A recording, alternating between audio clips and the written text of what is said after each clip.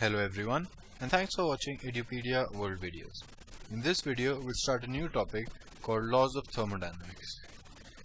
There are three laws of thermodynamics. The first law of thermodynamics relates three particular quantities in a given system. So let's talk about what a system is first, and then we'll move on to the laws of thermodynamics. In thermodynamics, any particular system is a collection of quantities which each has a set of physical quantities characterizing them.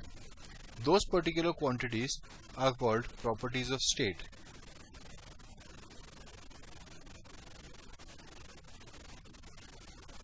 For example, if your system is a box of gas, then the properties of state of that gas would be the pressure of the gas, the volume of the gas, the temperature of the gas. And these properties of the state are related by what is known as the equation of state.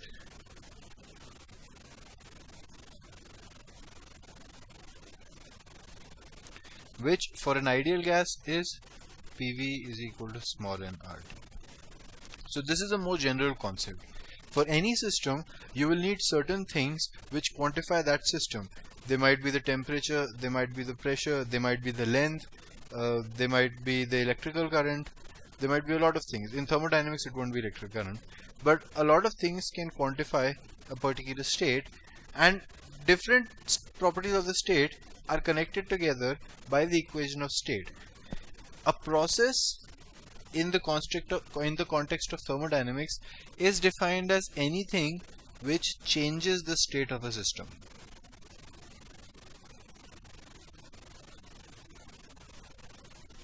So if a gas is initially at a particular pressure, volume or temperature, if we change either the temperature and or the pressure and or the volume, the gas will be at a new state now. If either the pressure, volume or temperature is different, the state is different. Once we take a gas from state 1 to state 2, we have done a process on the gas. And if we are talking in the context of thermodynamics, we have done a thermodynamic process in the gas. Right? So we can usually graph many of the properties of state in pairs. In gases, usually we graph pressure versus volume. So let's say the pressure versus volume graph goes like this. This was state 1, this is state 2. And through a particular process, I took the gas from state 1 to state 2. Then this whole process can be characterized by some variable. Variable must have First of all, the variables, the properties of state 1, that is P1, V1 and T1. There would be the properties of state T2, but also there might be some physical quantities which might characterize how the gas went from state 1 to state 2. For example, the total heat given to the gas or the total work done on the gas. Right. The reason I am explaining this is to show you that there are two different types of quantities in thermodynamics. The first category of quantities are called state variables.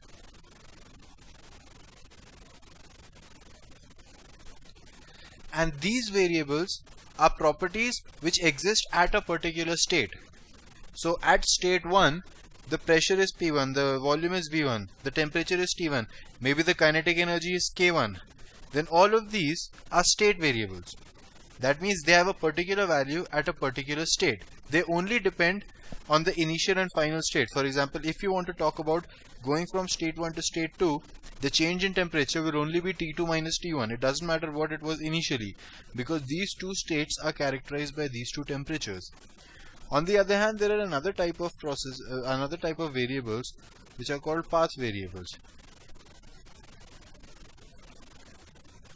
And they never have a value at a particular state. They only have a value when the state is changing from 1 to 2. Examples of these would be work done or heat given. So you could say what is the work done by the gas, or what is the work done by an external agent, or what is the work done by gravity when the gas goes from state 1 to state 2. That statement makes sense. What does not make sense is to say a gas is sitting in a box with a pressure P, volume V and a temperature T, what is the work done by the gas? It makes no sense. For the work done by the gas, you have to have two different states. Similarly, you cannot say we have a box of gas sitting at a particular pressure at 200 degrees centigrade.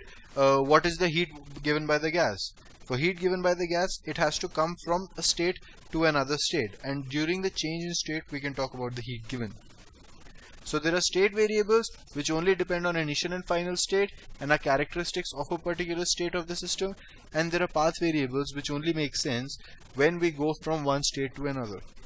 We already know that heat is only defined when it is transferred from one object to another. So heat is a path variable. Let's get back to the laws of thermodynamics now.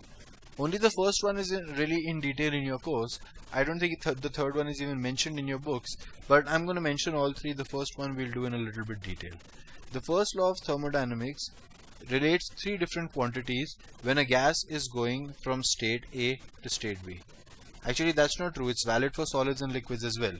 We'll use it in detail for gases, but the general first law of thermodynamics is valid for any thermodynamical system. And it relates three particular quantities: the heat given to the system,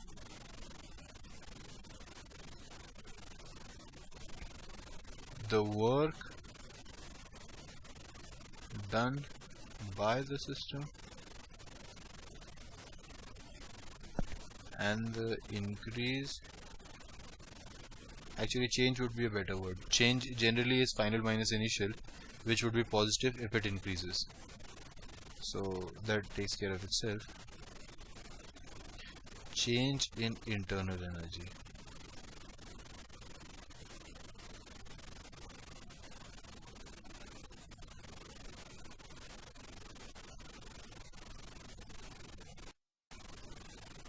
These are symbolized by Q, W and delta U. Now Q and W are path variables, whereas delta U is a state variable. It depends on the initial and final state, and you can talk about the energy of a particular gas. You don't always have to talk about the energy while the gas is changing from state A to state B. So internal energy is a state variable. The law is given as Q is equal to delta U plus W. Also note that the delta is in front of U, because U is changing from a particular value to another value. Q and W don't have a delta in front of them because they are themselves values. There is no change in work done or change in heat given. The heat is given. Right. Now a very important thing is these particular words. So Q is the heat given to the system. If I am giving 20 joules of heat to the system, that is equivalent to minus 20 joules of heat being given by the system. Right. So if Q is the heat given to the system, minus Q will be the heat given by the system. Right. So it changes. That's why make sure you read the question carefully. If in the question it's given the system gives 20 joules of heat, that means Q will be minus 20, because if the system gives 20 joules of heat, that means we give the system minus 20 joules of heat. Similarly, W is the work done by the system. The work done on the system is the negative of the work done by the system. If a box of gas does 20 joules of work, that means the air outside the box of gas has done minus 20 joules of work on the gas. If I do 50 joules of work on the gas, that means the work done by the gas is minus 50 joules. So W is the work done by the system, and delta U is the change in internal energy of the system. The reason I say this is because in chemistry sometimes they use the opposite. I don't remember exactly what it was, but I think W is taken as the work done on the system, and then it's Q plus W is equal to delta U or something like that. I don't exactly remember what it was when I was studying chemistry, but I remember that there was a lot of confusion, and it only occurred if you try to remember the formulas.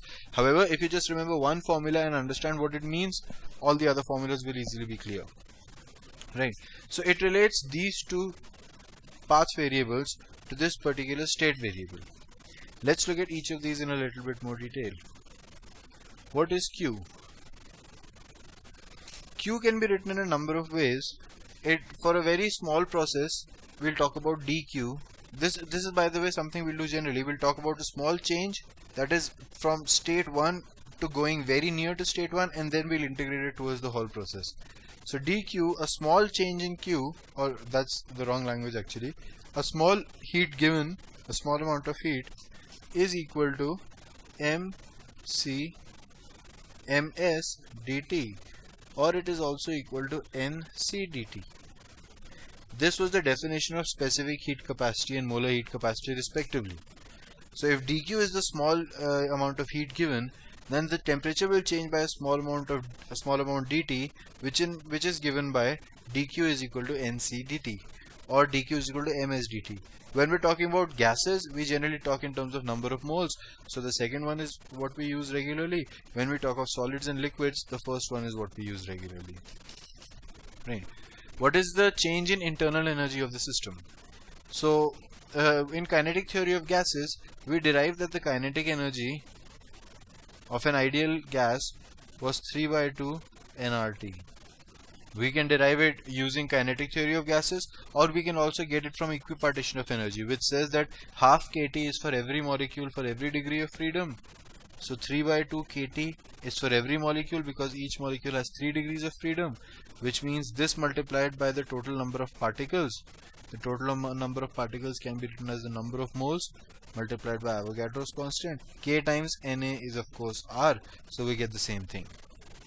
So this is the kinetic energy. We assume the potential energy to be 0 because we assume that the molecules were not interacting among themselves. However, if the molecules do interact among themselves, for example if they attract, then the potential energy will be some negative value. So in general, delta U is the change in internal energy, where internal energy is the potential energy plus the kinetic energy.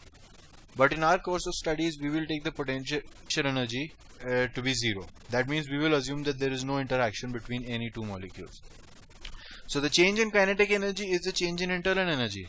So delta U, or again just to be consistent, if we take du, that will be equal to 3 by 2 nRTT. Right? Finally, work done. So in the cases of gases, we generally don't talk of forces, we talk of pressure and volume, right? So let's say we have a cubical container, and this particular side moves right by a distance dx, and the pressure here is P, the area is A. Then the work done by this gas would be F dx, or the total work done would be integral from x1 to x2. If let's say the first length was x1 and second was x2, we are extending this cubical box, so it's becoming a cuboid now, right?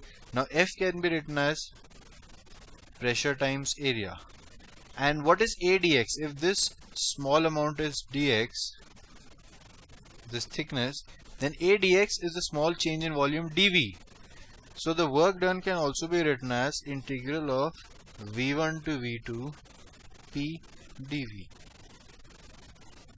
And this is the formula which we will generally be using to calculate the work done. So if we know the pressure as a function of volume, then obviously we can just put P as a function of V in this case, and we'll be able to calculate everything. Now we talked about going from state A to state B being called a process, and there are some special kinds of processes which you need to be really familiar with because they'll occur again and again.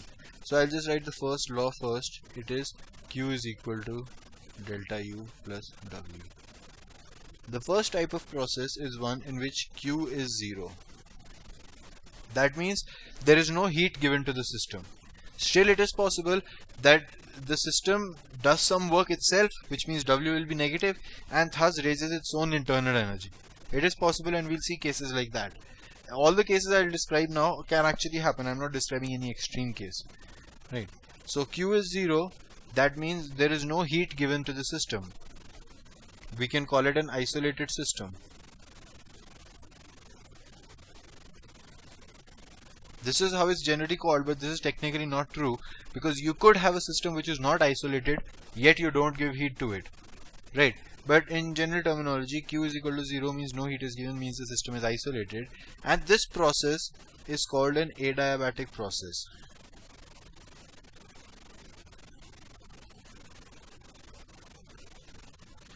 This adiabatic is the same adiabatic which you've probably seen when you have a wall separating two sections of a gas. The wall could be adiabatic, which means it does not allow heat to pass through, or it could be diathermal, which means it allows heat to pass through. Right, so this is an adiabatic process. Secondly, you could have delta U equal to 0. What is the significance of delta U equal to 0? Since we know that delta U is equal to 3 by 2 nR delta T, delta U equal to 0 means delta T equal to 0. Right. Delta T equal to 0 is called an isothermal process.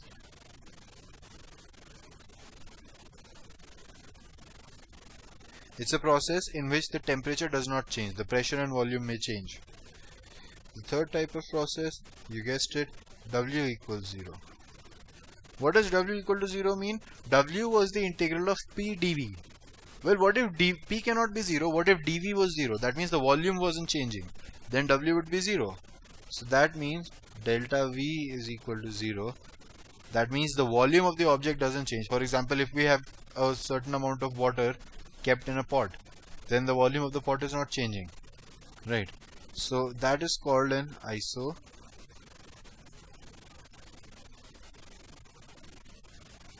isochoric process. Right. And finally, there is a fourth type in which the delta P is 0. That means the pressure is not changing. If delta P is 0, it doesn't mean any of one of these three would be 0. In fact, in most such processes, none of these three is 0. And such processes are called isobaric processes. We'll discuss all four of these processes in detail in the next chapter when we deal with specific heat capacities of gases. We study every property. We study delta Q, delta U, delta W, all three plus efficiency and some other terms for each one of these processes in detail in the next lecture. So let's move on to the second law of thermodynamics. It's not in detail in your course, and there are many statements of the second law which are equivalent. So I'm going to describe some important concepts, and I'll tell you the equivalent form of the second law as it relates to that concept. The first concept is that of heat engines. These engines generally work on a very consistent principle, which is you have a hot body and the engine extracts a certain amount of heat,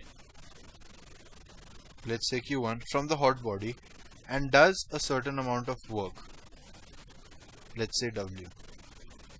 Now if this were all, then it would be an engine with perfect efficiency. If that engine were to take 25 joules of energy from the hot body, then it would do 25 joules of work. But the second law, one of the statements of the second law, known as the Kelvin-Planck statement, is that it is not possible to design a heat engine whose only result is to take heat from a hot body and convert it completely into mechanical work. There will always be some amount of heat left. There will never be 100% efficiency. So then there is a certain amount of rejected heat Q2 which is given to a cold body. Now this is the first time where we really see that heat and work are not equivalent. We talked about heat and work as being equivalent up till now. But if I just throw an object on a rough floor, eventually the object comes to rest. Where does all that mechanical energy go? It completely disappears into heat. So it is possible to convert mechanical energy 100% into heat. But it is not possible to convert heat completely 100% into mechanical work. If you have a certain amount of heat converting to work, a certain amount of heat will always be rejected such that Q1 is equal to Q2 plus W. Right. So basically the second law says that you will never have an engine with 100% efficiency. Right. However, there was one scientist, Carnot, in the early 1900s, who was able to discover that there is a particular kind of engine which has the maximum efficiency possible. Even it doesn't have 1, because you can't have 1 or 100%, but it does have the maximum efficiency possible. And that engine is called the Carnot engine, or the Carnot cycle. It's also called the Carnot cycle because it's a cyclical process. Cyclical processes are those in which the initial state is the same as the final state and the process goes on repeating forever. So generally we draw the PV diagram, so let's draw that. Initially an object is at a state A and then it undergoes a particular process to go to B, then another process to go to C, then a process to go to D, and finally it goes back to A. Right, so it goes from A to B to C to D to A. These are 4 different states. So it's a cyclical process, that's why it's called the Carnot cycle. The 4 processes are, the first process, that is A to B, is an isothermal expansion. That means the temperature remains constant and the volume increases. We can see that. The temperature, we can't see it as being constant because it's a PV graph, but the volume is increasing. The second process, B to C,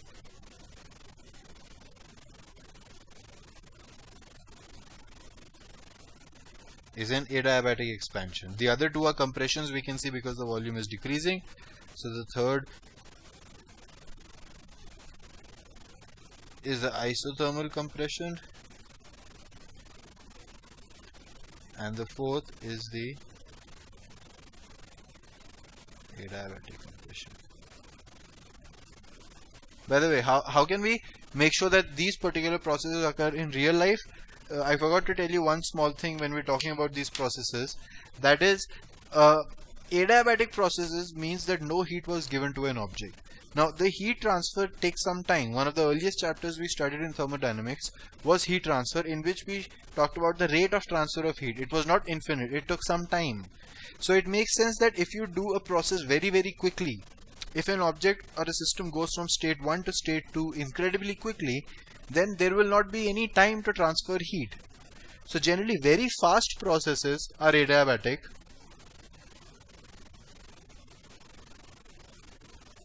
There is not time to exchange heat.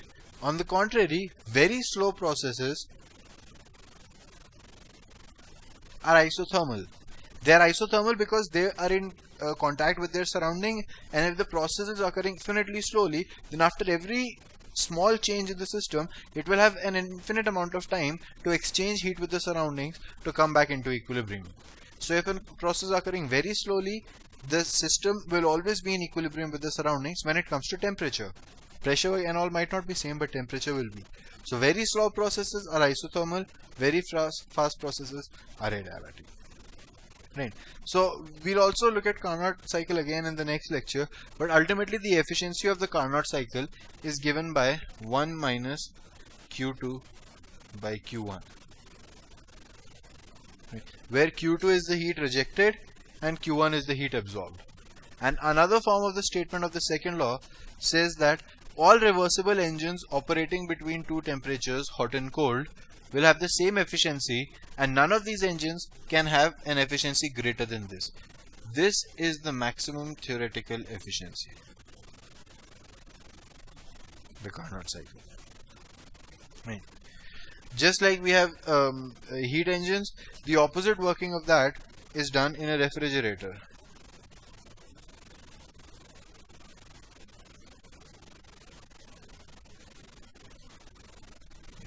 So in a refrigerator, we have a cold body,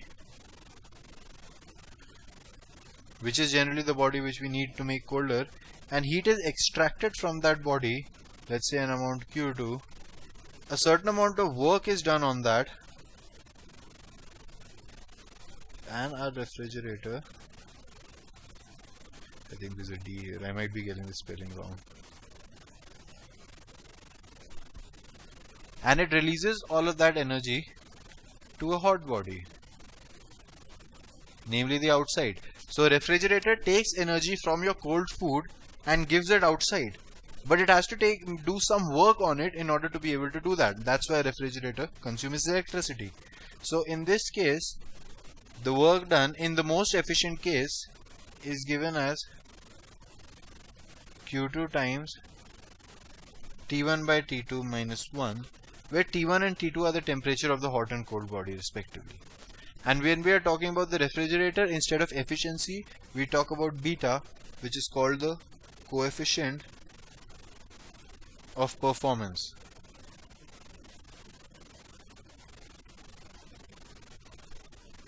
And the coefficient of performance is given by Q2 by W. Right, so just like efficiency measures how good a heat engine is, coefficient of performance measures how good a refrigerator is. A final small concept left is the concept of entropy, and again you'll not have to deal with it in detail now. You'll study it in a little bit detail in chemistry, but really it's only really studied in college level physics.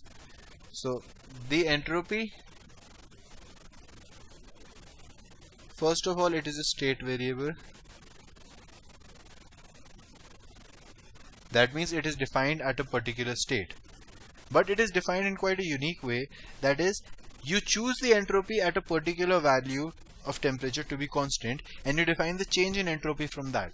So the change in entropy, ds, S is the symbol for entropy, is defined as dq by T, where dq is the heat absorbed by the system. So integrating this, you can get S final minus S initial, that is the change in entropy, is equal to integral of dq by T from the initial state to the final state. Right. And when it comes to entropy, the second law of thermodynamics reads that it is not possible to have a process in which the entropy of an isolated system is decreased. That means the total entropy, delta S total, which is the delta S of the system plus delta S of the surrounding, will always be greater than equal to 0. That means the entropy of the universe can only increase, it can never decrease. Now this is a very important statement, and you'll see this again and again when you study physics, and this is ultimately a very profound statement which tells us that in the universe chaos will keep on increasing, and it starts from a point where there's very little chaos and very little randomness, and it keeps on increasing. The way in which this is generally demonstrated is, if you have a box and you've partitioned half of the box, and on one half you have a gas, and then you open the partition, the gas will escape and eventually it will occupy the whole box. Very unlikely is it that after that all the molecules, just by pure chance, will end up in the left side again. So gas can go from having less volume to more volume, but the other way around is extremely unlikely. It's not that it's impossible, but it's practically impossible. Think of it this way: the probability of an atom or molecule being in any one of the two is half. So the probability that all of them will be in this particular half will be the same as the probability of getting heads if you keep continuing to flip a coin and there are 10 to the power 23 number of coins. And if you flip a coin 10 times, you're pretty much almost always going to get at least one head. If you flip a coin 10 to the power 23 times, you're going to get a head way more than once. So it is practically unlikely that the gas will be in one part at the end. It will always be divided into two. And when there is a gas in double the volume, the entropy of the gas is more. So the entropy will keep on increasing. The third law of thermodynamics is left, and again you don't need to know any of the details of it. Third law basically says that the entropy is 0 at T is equal to 0. The third law of thermodynamics is basically a fancy way of trying to define the absolute zero of temperature. We define the absolute zero at a point where nothing is moving, there is no disorder, everything is perfectly symmetric. So at temperature is equal to 0 Kelvin, which is absolute zero, which is the lowest possible temperature you can have, the entropy is 0. Actually, that's not strictly true. When you go on to quantum mechanics, is entropy equal to 0 makes no sense. So the actual statement is entropy is constant at T is equal to 0. But again, entropy is one of those things which you definitely won't properly understand unless you study it later on in college, but somehow it still is in the course, so I had to tell you about it. In the next lecture, we'll study all these 4 processes in detail, and that will complete thermodynamics. Thank you.